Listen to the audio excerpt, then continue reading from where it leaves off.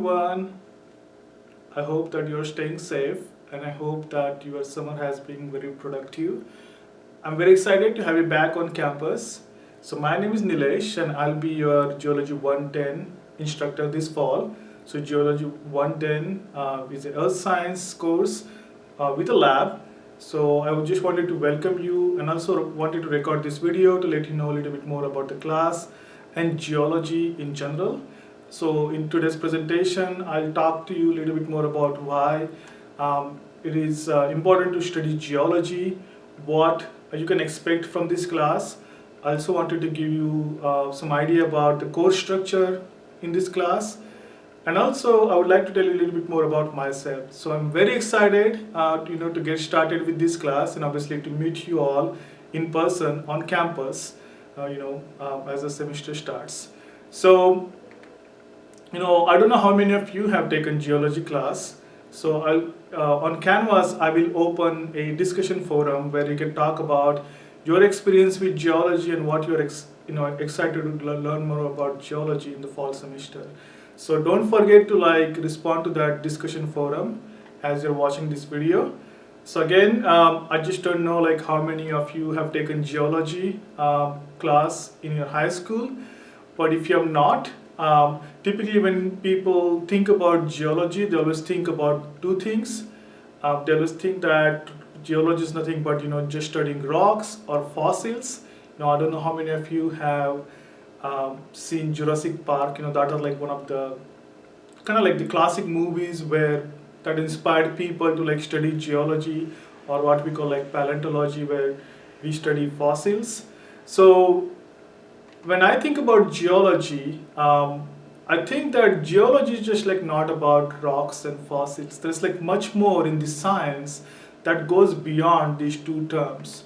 So that's why when someone asks me, okay, what is a geology about? I always tell them that, okay, it is not just about rocks, it is not just about fossils, but we're going to be studying a lot more other things that go along with these two things. So think about what is happening nowadays, right? So different countries are sending their spacecrafts and satellites in the sky. Some of you obviously use Google Maps and GIS. So all those things, they basically use a science that we call remote sensing, where you can send instruments up in the air or in the space. Those instruments will collect different information about different parameters. They will take images, and then obviously you can process those images to learn more about the planets, to learn a little bit more about the different geologic processes that are happening on the surface of Earth, right? So just take an example of hurricanes. Like Kentucky, obviously we experience hurricanes sometimes. So if you want to figure out, okay, how big the hurricane is, how fast the hurricane is moving, people send satellites in the sky, and those satellites kind of monitor the movement of hurricanes over time. So that is also becomes part of this new science called GIS and remote sensing. And in geology, we study all these image processing techniques, how you can extract the information from an image and apply that information to solve the real problems. So the same thing, as you can see, the people are sending spacecrafts to different planets like Mars and Moon. So if you want to understand what is happening on those planets, we need to obviously take the images, we need to take the rock samples, bring them back to Earth, and then study to understand that planet in much more detailed way. So this is something that is what we call one of the subfields of geology. So has anyone actually seen this image in the past? So this is is one of the most inspiring images, especially if you are studying planetary geology. I mean, I teach that class as well. So these are the lakes on the moon, Titan. So Saturn has a moon called Titan. So Titan actually has seas and oceans and rivers just like Earth. The only difference between the Titan and Earth is that these lakes and oceans and rivers on Titan are actually made up of liquid methane. So obviously on Earth, our lakes or rivers are made up of water, but on Titan, these landforms are actually formed by liquid methane. So it is pretty fascinating that the Titan also has the waves that we see on the ocean, along the ocean on Earth. So anyway, so this is something that as a geologist you also study, obviously when you get into the field of planetary geology. The other things are like nothing but earthquakes, right? So in Kentucky sometimes you feel earthquakes if you're like living towards the eastern Kentucky side. If you live in Ohio, there's like always discussion about earthquakes. So no matter where you live, sometimes you can experience earthquake on surface of earth. So to understand earthquake, we need to actually understand what is happening inside the earth, right? So geology is a science where we kind of like study the interior of the earth, like what are the different processes that can contribute to formation of an earthquake. You can apply the same knowledge to other planets. So this is an example of Venus. But recently, like NASA also, when they sent their rover to Mars, they also installed an instrument that is what we call seismometer. So that instrument is basically recording what we call like Mars quakes on the surface of Mars. And you can use the knowledge of earthquakes to understand what's inside that particular planet. So this is obviously something that we'll be studying in this class as well. The other things like natural disasters, right? Hurricanes, flooding, landslides, like the groundwater issues. So, we live in a society where we kind of like rely upon natural resources, right? So we need river systems, we need groundwater. But it's not always that easy. Sometimes these systems, they also have issues. Like, if you are living close to a river, take an example of Ohio River, right?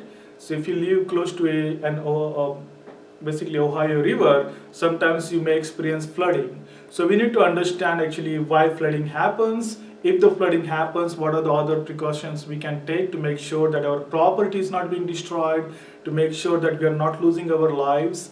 So we'll be understanding like the different geologic processes that contribute to these natural disasters. So, understanding these things at a very fundamental level is something that we'll be studying. So, obviously, the other things I forgot to mention about is volcanoes, right? So, in Kentucky, obviously, we don't have volcanoes at the present time, but some of you may travel to like tourist hotspots like New Zealand, or going to like West Coast like California or Oregon. So those are the places where the volcanoes are very common. So what actually happens when there is volcanic eruption? So what are the different landforms that form after a volcanic eruption happens?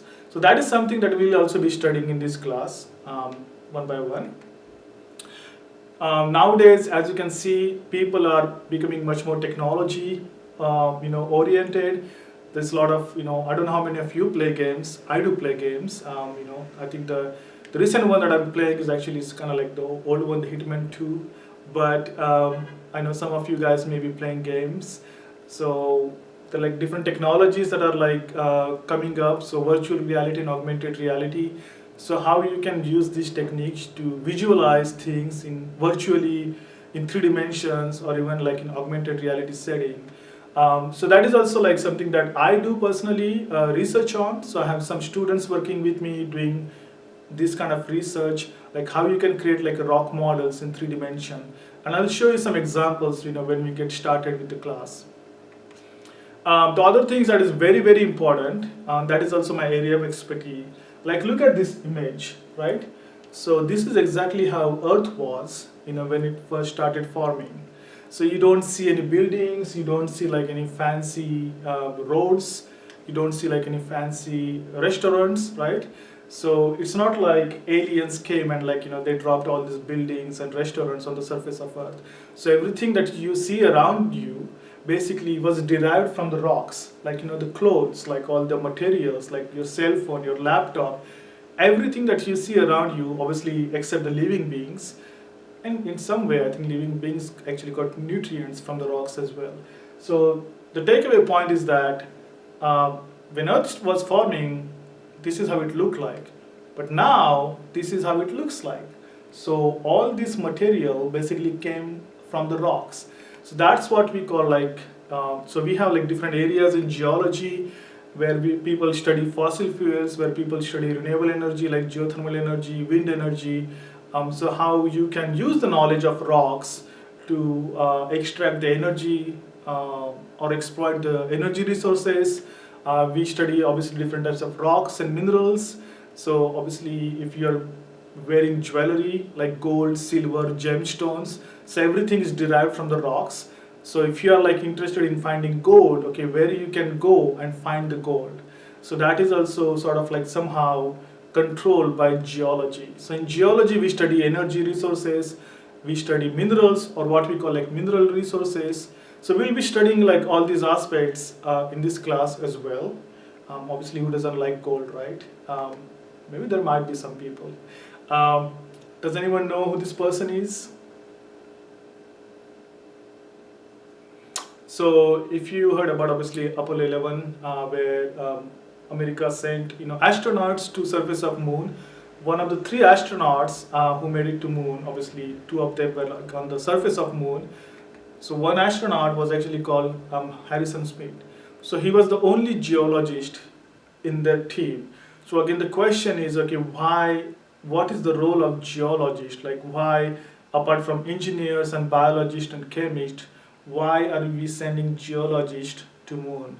So obviously, some of you may know the answer for that. Like we want to study the rocks of moon, right? So we want to understand how moon formed, what are the different resources moon has. So if you want to like let's say extract water from the surface of the moon rocks, then we need to understand the chemistry of the moon rocks. Or if you want to like go to moon at some point and build houses on the surface of moon, so we will need material. So we need to like understand, okay, what material moon has that we can utilize to build infrastructure on moon. So that's where the geologist come in. So he was obviously representing geology in their team. I talked about fossils, right? Jurassic Park, the best, kind of like the movie that talks about the importance of fossils. So in geology too, geology is a branch where people study fossils and we call them paleontologists. So we want to understand how the life on Earth look like. So we want to understand the process of evolution. So how our ancestors look like. So what changed? When you think about dinosaurs, those were like very very big animals, and we are such a tiny human beings. So what changed that we went from such a humongous animals to like such a tiny animals? So anyway, so those are some things. So we sometimes need to understand these changes in the geologic environments that happen, or as the Earth was forming or Earth was developing until the present day. So this is something that we'll also study in the class. So geology, like I said, is not only just about rocks and it's not about just fossils, but there are like other like subfields in geology where people study different things. Like I said, like talking about energy resources, talking about remote sensing, GIS, virtual augmented reality, earthquakes, natural disasters. So there's just so many areas within geology that you can have your career in. A lot of these are also like really good paying fields. Like when you think about energy resources or mining, it pays a lot of money. Like even as an undergrad, you can get up to like 90 to like $100,000 salary per year if you get employed for one of those companies. I mean, I have been there. Some of my friends have been there, so I know like how much money you can get if you get employed from some of these companies. So this is just a summary of different things that we'll be learning in this class. So we'll start with like the basics of geology, like how universe formed, how Earth formed, what are the fundamental principles that actually govern the geology as a science. We'll study the basics of rocks and minerals, so you can understand or learn how to classify rocks into different types. We'll study like different processes like earthquakes or how the continents move, or what we call like continental drift or plate tectonics. We'll study like natural processes like river systems, oceans, landslides, hurricanes, climate change, like how things are changing from a geological perspective. And towards the end of the semester, we'll kind of like study different types of energy and mineral resources. So that's just like an overview of the class I just wanted to talk about. Now, let's spend some time talking about the course structure, because with this virus situation, you must be like kind of confused, like how I plan to conduct labs and when do you need to be on campus, right? So let's start with the lectures first. So lectures are going to be online. What that means is that, and these are going to be asynchronous. So again, what that means is I'll be posting lectures as per the schedule given in your syllabus. So the syllabus copy is on Canvas. So if you go to Canvas, as you look at the syllabus, on I think on page number 2, you can see the detailed breakdown of lectures and topics in the document. So every Monday and every Wednesday, I'll be posting lectures at 9 o'clock. Again, these are like asynchronous lectures, which means that I'll just post them online and you can watch them whenever you have time. So these are like now not live lectures. So just remember that the lectures are going to be online and they're going to be asynchronous, which means that they're not live lectures. You can watch them anytime you want. Now labs are more important. So I understand that when it comes to geology, having hands-on experience on different rocks and minerals is very important. So that's the reason that I wanted to have labs face to face. So again, accommodating everyone in such a small lab space is going to be very difficult as per the university guidelines. So what I have done is that I have divided students into different groups. So if you again go to Canvas, you can see that there is a document that I uploaded that identifies which group you belong to. So make sure that you check that document out. Maybe I'll put a snippet up here. If your name is actually under that group, then you are part of that group. So for section 3, I have divided students who have enrolled into section 3 into two groups, so group 1 and 2. So again, make sure that your name is under one particular group. So if you are like part of group 1, then obviously you're supposed to be on campus in the lab. So the lab will take place in SC 264, that's in the science center. So you need to be in the lab from 9 o'clock to like 10:10 in the morning on Mondays. So section 3 will meet on Monday. So group 1 and group 2, they belong to section 3. So group 1 will be in 264 from 9 to 10:10 in the morning. There is like a 20-minute gap to make sure that I clean up some of the tables and basically wipe out some of the instruments as well. So the second group will come to campus on Monday and will be in the lab from 10:30 to 11:40 a.m. So make sure that you take a note of this. Wednesdays are for group or section 4. So if you have enrolled into like 110 section 4, then you are supposed to be on campus on Wednesdays. So group 3 will be on campus on Wednesday from 9 to like 10:10. Again, 20 minutes gap, and group 4 will be on campus from 10:30 to like 11:40 on Wednesdays. So again, just remember that these are face-to-face labs, which means that you need to be present in the lab face-to-face. There are certain guidelines that you need to follow, like you have to wear a mask. For some of the experiments, I'll be providing gloves because I don't want to or I want to make sure that if you're like moving rocks around from one student to other student, you're not basically being infected by the virus as you're moving things around. So remember that Mondays are for section 3 and Wednesdays are for section 4. So each group will meet once a week face to face with me. So please look at the syllabus for more information. So again, the labs schedule is also like shown in the syllabus as well. So you know like which groups are supposed to meet at what day. So again, go back to syllabus and check out that last column in the syllabus. So for this class, actually books are not compulsory. They are recommended. So if you are interested in geology, if you want to do really well in this class, or if you want to have a career in geology, I will definitely recommend you to buy a book. This is like really good book that gives you information about a lot of like most of the things that fall under geology.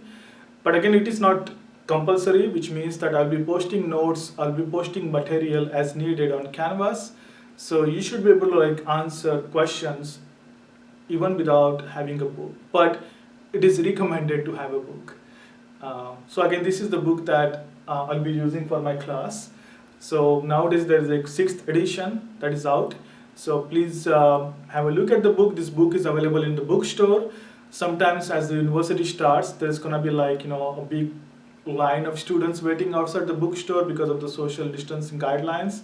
So hold if you can get hold of this book early as possible, I think that can save you a lot of time. So just remember that this is the book that I'll be using. In terms of your grading style, so your labs and assignments obviously carry the most weight, so they are like worth 50% of your total grade. So again, like I said, the labs are going to be face to face. Some of the assignment you can do online, but they are worth 50% of your grade. Your exams, I'll talk about them as well. They're worth 30% of your grade. Then if you have quizzes, they are worth 10%. And attendance, so again, when we meet face to face, I will take the attendance. Sometimes there might be like a discussion forums where you're supposed to like post a response, so that will also get counted towards your attendance. So this is your kind of like the grades for the course. And again, this is the grading criteria. So this again follows the same standard as the NKU uses in most of the classes. So just make sure that you are aware of this. The other thing I want to talk about obviously with the labs. So like I said, in this particular course, your labs are worth 50% of your total grade, labs and assignments. So there are total 11 labs. So 9 are compulsory and you can drop any 2 labs. Sometimes what happens is like, you're busy or you're taking exams for other classes and you may not be able to like submit one assignment on time. So I want to give you like an opportunity that you can be flexible, or I want you to have an opportunity to drop 2 labs. So 2 of your labs, lowest scoring labs, will be dropped from your final grade. So out of 11, just remember that only 9 top scoring labs will get counted towards your final grade. So what that means is that there might be 1 or 2 labs where you don't submit the labs, right? So if you don't submit the lab, obviously you're gonna get 0 for that. So if you do that for 2 labs out of 11, you're gonna get 0 on those 2 labs. But if you have submitted 9 labs and if you have got a good score on that, I will consider those 9 labs toward your final grade and I will drop the 2 other labs. So which means that you get 2 labs as optional labs. So remember that. The same thing with exam. So with exam, there are 3 exams on these particular dates. They are basically focused on different themes. So you have the opportunity to drop 1 lab. So if you think that you're not prepared for 1 exam, you can drop that exam, which means out of 3 exams, you can take any 2 exams. I will make sure that I will provide the study guide to you 2 weeks before the exam, so you kind of like know what to expect in the exam. This time, I think I also plan to have exams online, so you will get enough time to like work with the exams. So again, remember that 2 out of 3 exams are compulsory and you can drop 1 exam if you're not prepared for that. I talked about my office. So my office is located in Science Center. So my office number is 252. Due to the virus guidelines, it is not recommended for students to meet with faculty in their office space because my office is tiny. There's no way we can have 6 feet distance. So I plan to have Zoom meetings. So these are like my virtual hours. So I have posted my Zoom meeting ID here as well as in the syllabus. So as per the time on Tuesday and Thursday, we will have a Zoom session where you can ask me questions about the lectures, something that you don't understand. You can ask me questions about assignments or quizzes. So we'll obviously discuss that during the virtual hours. Obviously, if you cannot attend these virtual hours, you can always send me an email, and maybe in certain cases we can set up one-on-one appointments. So just wanted to let you know that. So I just wanted to like switch gears and talk a little bit more about myself. Like I said, I'll be teaching this class. So what is my background, where I came from. So I'm originally obviously from India, obviously because sometimes people can catch that just hearing the accent. So I'm originally from India. Does anyone know what movie is this? Okay, some of you may have guessed it right. So this is Ace Ventura, and as a kid, I kind of like loved Jim Carrey's movies, especially Ace Ventura. And I always wanted to be, a medical doctor, like especially like a veterinary doctor or like the animal doctor. And I tried to be one, but I couldn't succeed. So I switched my field. I went into engineering. Does anyone know who this person is again? Okay, so this is Nicholas Tesla. I actually read a lot of his biographies. I mean, a lot in the sense, different books on him. But that's what basically got me into engineering. So my background is in electronics engineering. So I used to work with microprocessors, microcontrollers. I used to do coding for them, and my kind of like over the time I developed expertise in medical instrumentation. So ECG, EEG. So when you go to hospitals, you can see like all those fancy instruments showing like graphs and readings. So that was my expertise, or what we call like biomedical instrumentation. So as I was kind of like studying all these things after my undergrad, I worked in oil and gas industry for 2 years. And as I was working for oil and gas industry, I realized the importance of geology, because like you want to know like what is going around you. Like sometimes you want to understand, okay, what lies in the subsurface. Like we cannot see what's in the subsurface, but I was very curious to like know or to understand, okay, how the earth formed, what are the different geologic processes that are happening around me, or even like what lies inside the earth. And that's what I switched from engineering. I went to England to do my master's in geology. So one of my research projects during my master's was trying to understand the asteroid impact that actually caused the dinosaur extinction. So what exactly, how the environment was before the impact happened, how it looked like just after the impact. So those are the things that I was studying, just looking at the rocks and trying to figure out those different events that happen in that small period of time. So then I went to Alaska. Then I realized that maybe I need a little bit more university knowledge to learn more about geology. So I went to Alaska, and I worked in Alaska for 7 years. So before coming to Alaska, I was NKU. I was in Alaska. I taught classes at that university. So these are like obviously some of my students, as you can see. They were all excited. So that also tells a little bit more about me. I'm pretty, I wouldn't say too relaxed, but I want to have fun in my classes, because if the class is serious, then people lose interest. So I'll try to make sure that, we're going to have some fun in the class with some fancy videos and all. But I did teach at that university for 2 years. I got my PhD from University of Alaska Fairbanks in geophysics. So basically tying knowledge of engineering with geology, to study energy resources and mineral resources in general. So I do have so I have been in academia for a long time. So I have tried all the tricks that students use. I know all the tricks. And they're like, obviously we learn from the experiences. There are a lot of times in the whole journey where I had a hard time, obviously, at the study, but there are like a lot of things that helped me out as well. So one of the things that I would recommend if you are trying to survive at NKU or this undergrad education is to have some sort of a hobby, right? When you're taking classes, you get stressed so much, and I would recommend to have a hobby, because then you can relieve the stress, and sometimes when you relax, you find solution to the problems.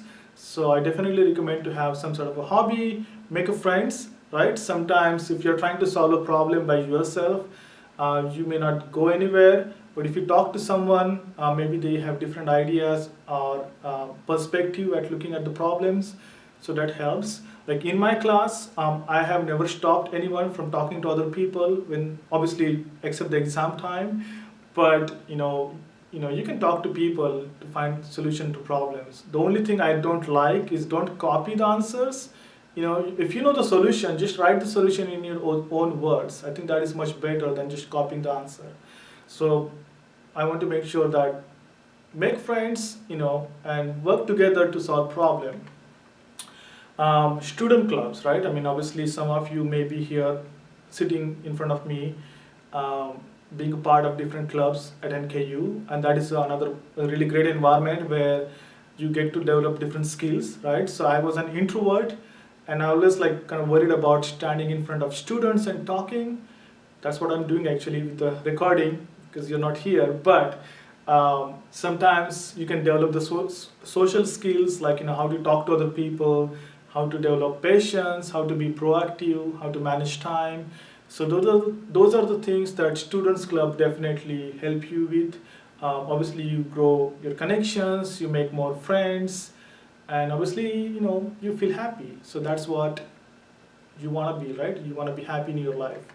Find a mentor, which means sometimes I know that some of you are coming from different backgrounds, like there is a lot of diversity in terms of race, there is a diversity in terms of financial aspects, there is a diversity in terms of medical conditions, right? So some of you may have families, maybe working at military, so everyone has different issues, and sometimes when I look at the students, I try to treat everyone equally, but in reality sometimes you don't have the same resources that other student has, or maybe the same happy atmosphere at home that other person has. So if there is anything that you want to talk to me about, so that I can somehow accommodate you in a better way in the class, please come to me, not come to me, but at least talk to me, or the email, or we can have Zoom meetings. So I want to let you know that find a person who can understand you, what issues you're going through, and sometimes they can give you a better solution to the problem. So if there is anything that you want to talk to me about, please talk to me. That is very important. And that's what I said, ask for the help. If you are not gonna say anything, I'm not gonna know like what you're going through. So I will always treat you like just like any other student. But if you tell me, then I will understand what is happening with you. I mean, what's good or bad thing that is happening with you. I mean, I really hope that everyone is having a good life, but it's not always the case, right? So anyway, so that's what I wanted to talk about. So in a discussion forum, I'm going to create a new kind of like discussion post where you're gonna tell me a little bit more about yourself, where you're from, what you're studying at NKU, and why you are interested in this class. And you can be honest, right? Sometimes I get responses from the students saying that, well, this class has a lab, and it's like, that's the reason I'm taking this class. It's not like I like geology, I just want to take this class with a lab, which is fine, right? Because that is my job to make sure that you develop some interest in geology, right? Because trust me, you can go anywhere on earth, you're not gonna get away from rocks. So so it's good to like know or have basic understanding of rocks. So anyway, so this is something that you can tell me about even before the semester starts. So I think that's the last thing in the presentation. So again, I welcome you all to Geology 110. Please make sure to look at the syllabus, understand the course format, make sure like which group you belong to when you're supposed to be on campus when it comes to face-to-face labs. And again, if you have anything, please let me know. You can send me an email anytime. You don't have to wait until the class starts. So I should be available to respond to your questions. So again, enjoy the rest of your summer, and I'm excited to see you on campus in the fall. So take care. Bye.